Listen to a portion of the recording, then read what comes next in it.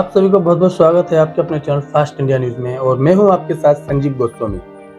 जैसे कि आप सभी को जानकारी है कि मध्य प्रदेश में विधानसभा चुनाव अपनी पूरी तरह दस्तक दे चुका है और जिसके चलते हर संभावित प्रत्याशी प्रबल दावेदार चुनावी मैदान में उतर चुका है। तो इसी क्रम में आज हम आप पहुंचे हैं पृथ्वीपुर विधानसभा, जहां हम आपकी बीजेपी पार्टी के प्रबल दावेदार से मुलाकात करवाने जा रहे हैं और जानेंगे उनसे वर्तमान की स्थिति और साथ ही साथ जानेंगे वो कौन से मुद्दे होंगे जिस पर वो विकास कार्य कराना चाहते हैं। तो चलिए बात करते हैं बीजेपी पार्टी से प्रबल दावेदार से। सर बहुत बहुत स्वागत है आपका हमारे चैनल फास्ट इंडिया न्यूज में। बहुत बहुत धन्यवाद गोस्वामी जी, जो आपने इधर पृथ्वीपुर में मुलाकात कर हम लोगों की बात क्षेत्र के व्यक्तियों तक पहुंचाने के लिए मदद करी है। धन्यवाद सर। तो सर सबसे पहले हम जानना चाहेंगे कि आपका पूरा नाम क्या है? मेरा नाम रविंद्र चतुर्वेदी है। मेरे को क्षेत्र में लोग रानू चतुर्वेदी के नाम से जानते हैं। मैं मोहनगढ़ का रहने वाला हूँ जी, और मैंने बी फार्मा भोपाल से किया है जी। तो सर आपने बी फार्मा करने के बाद आप राजनीति में आ रहे हैं, क्या कारण है आपका कि चुनावी मैदान में आपको आज उतरना पड़ रहा है? मैं जहाँ से आता हूँ पृथ्वीपुर विधानसभा क्षेत्र के मोहनगढ़ गाँव से जी। मोहनगढ़ गाँव विधानसभा का और जिले का सबसे पिछड़ा क्षेत्र है जी।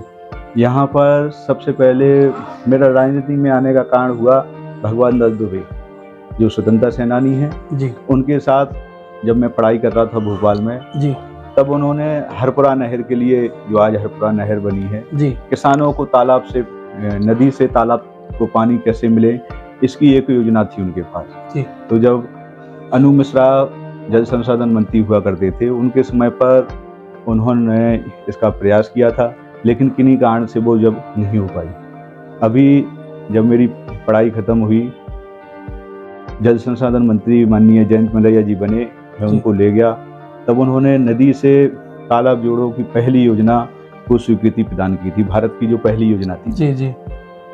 तो उसमें हमने सहयोग किया। मुझे लगा दादाजी बूढ़े हैं, उनकी मदद करना चाहिए। फिर लगा कि हमारे क्षेत्र में कोई नेता ऐसा आवाज उठाने की कोशिश ही नहीं करता जिससे किसानों को फायदा हो, मजदूरों को फायदा हो, पलायन नहीं करना पड़े। हमारे यहाँ सबसे बड़ा मुद्दा ये भी है किसानों के लिए पानी का मुद्दा, और दूसरा मुद्दा है पलायन का, बेरोजगारी। जो बाहर मैंने देखा कि दिल्ली जाते हैं लोग, हरियाणा जाते हैं मजदूरी करने के लिए। अभी जब कोरोना काल का टाइम था, तब हमारे क्षेत्र से मैंने 8,000 लोगों का जी, 8,000 लोग जो बाहर से मजदूरी करने के लिए गए थे। लॉकडाउन लग गया, लॉकडाउन लगने के बाद उन्हें घर पर आने के लिए कोई साधन नहीं मिले। मैंने कई लोगों को सिलेंडर रिचार्ज करवाए मोबाइल में, उनको पैसा दिया। कई लोग जो पैदल आ रहे थे उनको आने जाने में मदद करी।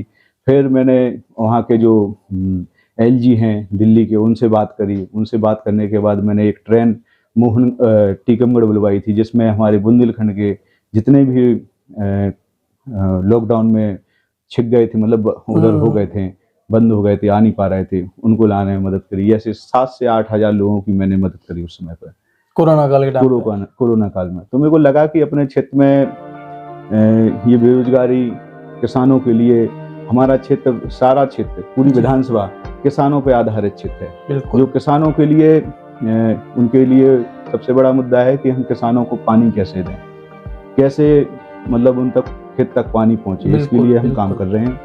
तो जैसे कि आपके पृथ्वीपुर विधानसभा में एक चर्चा चल रही है कि बाहरी आदमी को टिकट मिलना चाहिए, नहीं मिलना चाहिए, तो क्या इस बार भी ऐसा कुछ मामला सामने आ रहा है क्या? देखो, ये टिकट का जो निर्णय करता है तो हमारा केंद्रीय नेतृत्व संगठन, भारतीय जनता पार्टी का संगठन निर्णय करता है। नहीं, लेकिन बाहरी आदमी और ये स्थानीय व्यक्ति, ऐसा कुछ चल रहा है अभी आपके गांव में, तो इस पर क्या विचार है आपका? ये देखो, स्वाभाविक सी बात है जी, जब लोग लोकल के होते हैं तो लोकल की बात करते हैं जी, अपनी उम्मीदवारी रखते हैं। सारे लोग जो इसमें सहभागिता लेंगे वो लोग आगे निकल के आएंगे और स्वाभाविक है मांग भी करेंगे। अब बाहरी कोई व्यक्ति अगर होता है तो उसको लोग बोलेंगे, उसको कोई रोक थोड़ी सकते। अपन ये बोल भी नहीं सकते कि ये बाहरी नहीं है। ये तो बाहरी मुद्दा जैसे कांग्रेस वाले हर मंच पे उठा रहे हैं, बिल्कुल, तो उनका हर जगह यही कहना है कि तो कई जगह तो कांग्रेस के प्रबल दावेदार और संभावित प्रत्याशी भी तो बाहरी हैं। देखो, मैंने कहा ना, हर संभावना संगठन तय करता है, ये उनका मुद्दा है। अभी हमारे क्षेत्र में अगर जैसे बात आप ही ने बोला है कि हर जगह ये मुद्दा आ रहा है कि क्षेत्रीय व्यक्ति होना चाहिए जी। तो अब ये क्षेत्रीय व्यक्ति होने के नाते मैं भारतीय जनता पार्टी में दावेदारी कर रहा हूँ। बिल्कुल। अच्छा, भारतीय जनता पार्टी में ये कोई किसी की वो नहीं रहती है, एक छोटे से आदमी, आम आदमी को भी, आम कार्यकर्ता को भी टिकट मिल सकता है। तो कितना भी बड़ा नेता हो उसको भी चुनाव में उतरना पड़ता है, जैसे अभी हमारा केंद्रीय नेतृत्व ने बड़े बड़े लोगों को उतारा है।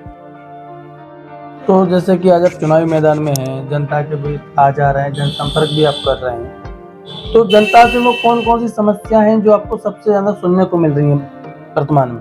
मुझे सबसे बड़ी समस्या मिल रही है, जिसके लिए अगर मैं यहाँ से विधायक बनूं या नहीं बनूं, लेकिन मेरी कोशिश रहेगी कि हर गांव में अगर मैं प्रत्याशी होता हूं भारतीय जनता पार्टी से, भाजपा से अगर विधायक बनता हूं, तो मेरी प्रमुखता से मैं हर गांव में जो गायें हमारी हैं, गौ माताएं जो फिर रही हैं, उनके लिए मैं हर गांव में, हर ग्राम पंचायत में जमीन आवंटन करवाने का काम करूंगा।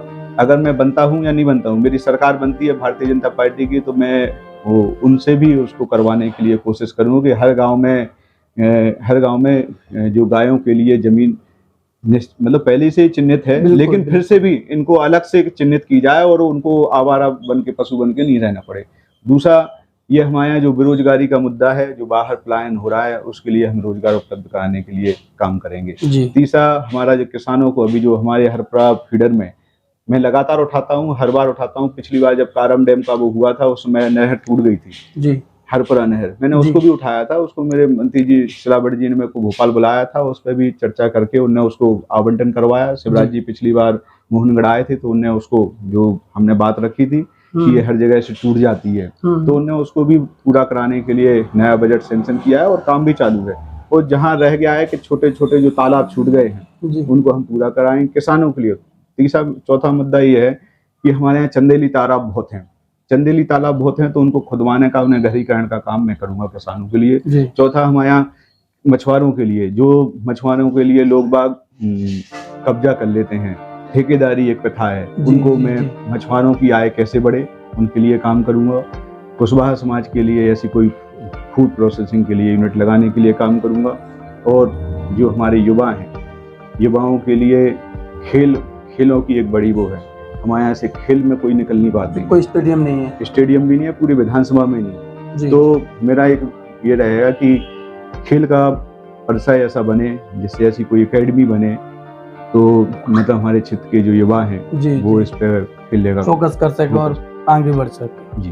तो अच्छा, इसके बाद आपके विधानसभा में स्वास्थ्य सेवाएं किस प्रकार से संचालित हो रही हैं? स्वास्थ्य सेवाएं अभी तक तो हमारे ठीक चल रही हैं।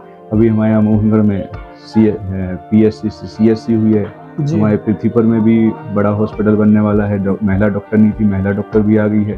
हमारे यहाँ जिवरा में भी अभी हॉस्पिटल बनने वाला है छोटा। ऐसे कई जगह, मतलब हर जगह यानी कि स्वास्थ्य सेवाएं बढ़िया चल रही हैं। तो फिर आपका कहना है कि स्वास्थ्य सेवाएं बढ़िया चल रही हैं, तो फिर वहाँ की जनता परेशान क्यों है? वहाँ की जनता का कहना है कि हमें स्वास्थ्य सेवाओं का फायदा नहीं हो रहा है। ऐसा नहीं है, देखो अभी परसों की बात है, एक लड़का बीमार हो गया था, मैंने 108 पे मैंने खुद ही फोन लगाया था। मैंने सोचा उसके पैसे, मेरी गाड़ी नहीं थी घर पे, तो मैंने उसको फोन लगा के 108 से उसी को भेजा था। तो देखो 108 फोन लगाओ, अब घर पे आ जाती है, दिन में डॉक्टर उपलब्ध हैं, ऐसा कोई मुद्दा नहीं। अच्छा। और शिक्षा का स्तर कैसा क्या है अभी आपके यहाँ? हाँ, शिक्षा के स्तर में जैसे हमारे यहाँ अभी ITI कॉलेज में जीरो मिला, भारतीय जनता पार्टी ने दिया। मोहनगढ़ में कॉलेज दिया, एक साथ मिले हमें BA और BSc, वो स्वीकृत हो गया था, लेकिन चालू नहीं हो पा रहा था। बड़ा गांव CM आए थे, तो मैंने उनसे कहा कि इसी सेंसर से चालू करवा दो, उन्होंने करवाया था, चालू हो गया। ये लगातार पास आउट हो गए हैं। उसमें ऐसे कुछ बच्चे हैं जो वहाँ से पास आउट हो गए हैं, वहीं जॉब कर रहे हैं आउटसोर्स के माध्यम से। अच्छा, यानी कि शिक्षा का स्तर भी बढ़िया चल रहा है आपके यहाँ। तो अगर मान लिया आपको पृथ्वी विधानसभा की जनता आशीर्वाद दे दी और आप विधायक पद पर आते हैं, तो सबसे पहला कदम क्या होगा आपका विकास की ओर? मेरा विकास की ओर सबसे पहला, मैंने आपसे कहा ना, फिर से वही बात रिपीट करूंगा कि गौ माताओं के लिए हर ग्राम पंचायत में गौशालाओं का निर्माण कराएंगे। गौशालाओं का निर्माण तो हो ही रहा है, लेकिन मैं उनके लिए जमीन चिन्हित कराऊंगा कि ये इधर इनके लिए चढ़ने की व्यवस्था हो, रहने की व्यवस्था हो, ये करूंगा। दूसरा, खेत नदी से तालाब में पानी कैसे आए, किसानों के खेत तक पानी कैसे पहुंचे, युवाओं को रोजगार कैसे मिले, युवाओं को खेलने के लिए कैसे वो हो, मछुआरों की आय कैसे बढ़े। तो ये जो आपने जो कमियां हैं अभी आपकी जो आपने बताई हैं, तो इन पर वर्तमान विधायक ने क्या कोई कदम नहीं उठाया? अब ये तो देखो, सरकार तो काम कर रही है। हमारे जी। शिवराज जी आए थे उस जी। समय पे, उन्होंने हर बूथ पर बात भी कही थी और कर भी रहे थे। जी। जो हो सकता है संभव काम करने का सरकार प्रयास करती है। बिल्कुल। तो फिर आपको क्या लगता है कहीं ना कहीं इनने विकास के कार्य में रुकावट पैदा की है क्या? देखो, अगर आप पुराने कार्यकर्ताओं को साथ में लेके नहीं चलेंगे, जी। बोलते हैं ना हमारे यहाँ बुंदेलखंड में कहावत है कि पुराने चाव बहुत सैलाउत। बिल्कुल। अगर पुराने कार्यकर्ताओं को आप नजरअंदाज करेंगे तो ना तो कोई विधायक बन सकता है, ना कोई संगठन आगे बढ़ सकता है। तो क्या इस बार आपका क्या लगता है कि ये चुनावी मैदान में क्या होगा इनका मामला, ये आएंगे या नहीं आएंगे? देखो, ये तो केंद्रीय नेतृत्व तय करेगा। जी। आप भी सर्वे कर रहे हैं, जी। आपको भी पता है गांव-गांव में जाकर जी। क्या काम है उनका, क्या उनका काम करने का तरीका है। बिल्कुल। आप उनसे भली भांति परिचित हैं, जनता भी परिचित है। बिल्कुल बिल्कुल। तो आप सर चैनल के माध्यम से पृथ्वीपुर विधानसभा की जनता को क्या कहना चाहेंगे? बस यही कहना चाहता हूँ कि माननीय मोदी जी की और माननीय शिवराज जी की डबल इंजन की सरकार लगातार हर व्यक्ति को किसी न किसी माध्यम से, योजनाओं के माध्यम से लाभ मिल रहा है। ऐसा कोई परिवार छूटा नहीं है जिनको कोई लाभ नहीं मिला हो। हमारे यहाँ रोड नहीं हुआ करते थे, कांग्रेस के ज़माने में लाइट नहीं हुआ करती थी, रोड। अच्छा, हमने 1.5 साल में देखा भी तो है, उनकी कथनी और करनी में अंतर है।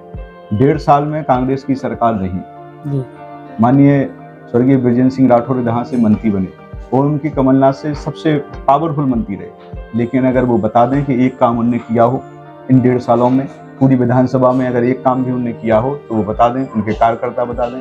खाली गुंडागिरी, भ्रष्टाचार करना, लोगों को दबाना, चमकाना, इस तरह से राजनीति करी है। ये भय, पृथ्वीपुर विधानसभा भयमुक्त, शोषण युक्त की राजनीति चाहती है। इसलिए तो अभी भी क्या पृथ्वीपुर की जनता में भय है? कहीं ना कहीं भय तो है,